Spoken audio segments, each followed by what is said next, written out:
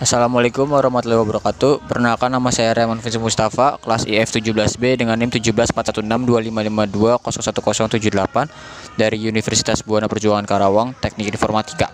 Saya akan membacakan presentasi tentang sinkronisasi sistem distribusi.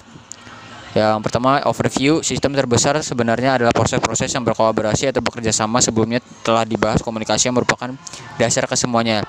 Dibahas juga penamaan yang penting untuk sumber daya berbagi, dan sekarang akan dibahas isu sinkronisasi. Sinkronisasi sendiri diperlukan baik di sistem tunggal atau sistem terdistribusi dengan alasan yang sama.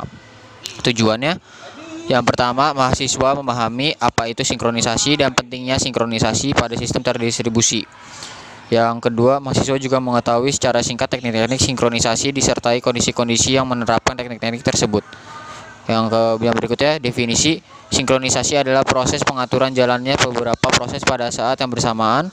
Tujuan utama sinkronisasi adalah menghindari terjadi inkonsistensi data karena pengaksesan oleh beberapa proses yang berbeda atau mutual exclusion, serta untuk mengatur urutan jalannya proses-proses sehingga dapat berjalan dengan lancar dan terhindar dari deadlock atau starvation.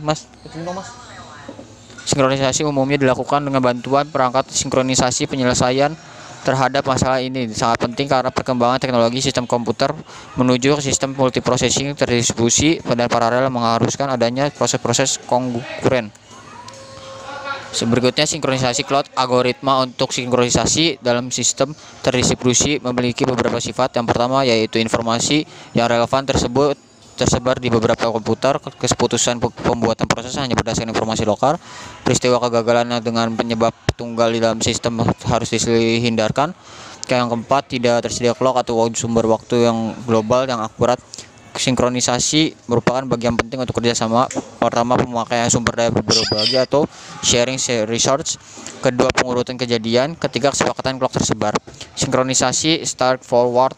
Yang pertama, cara yang paling mudah untuk menentukan waktu adalah dengan bertanya langsung ke server waktu. Universal Coordinate Time (UTC) hanya saja akan banyak perbedaan dalam request.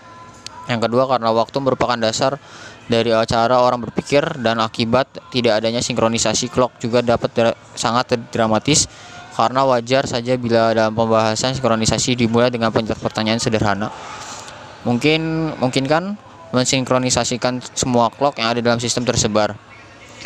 Yang berikutnya, algoritma terpusat. Pada algoritma terpusat, kondisi mutual exclusion atau mutex ditangani oleh sebuah proses yang dipilih sebagai koordinator untuk mengatur entry ke critical region.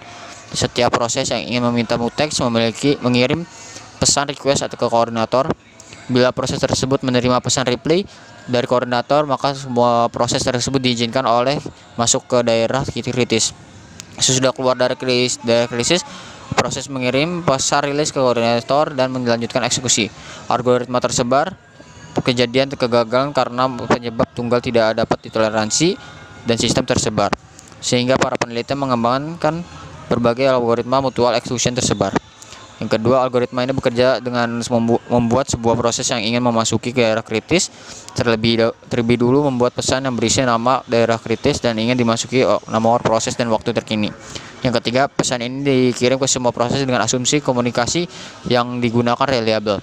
Algoritma token ring di sini digunakan sebuah jaringan bus dengan proses-proses yang tidak berurutan melalui perangkat lunak. Ring logika disusun dengan setiap proses ditetapkan proses di posisinya di dalam ring. Posisi ring dapat dialokasikan dengan menggunakan urutan nomor alamat ring atau jaringan atau dengan cara lain. Yang ketiga, hal yang terpenting adalah setiap proses harus tahu siapa proses sesudahnya. Sekian, mohon maaf apabila masih banyak kekurangan dari saya tutup. Sekian dari saya, terima kasih. Wassalamualaikum warahmatullahi wabarakatuh.